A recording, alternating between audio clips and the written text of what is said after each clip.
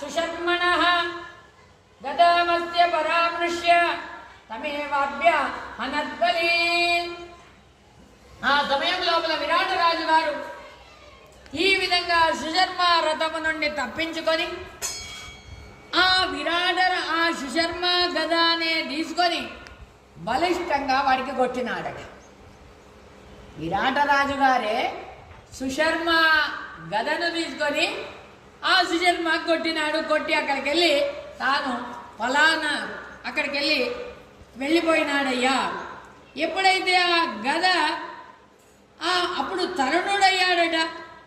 ఈ విధంగా ఆ సమయం లోపల సంహారకర్త అయినటువంటి రుద్రుడు, పరాక్రమశాలి అయినటువంటి యొక్క భీమసేన దేవుల వారి యొక్క రథము దగ్గర వచ్చేసినాడయ్యా.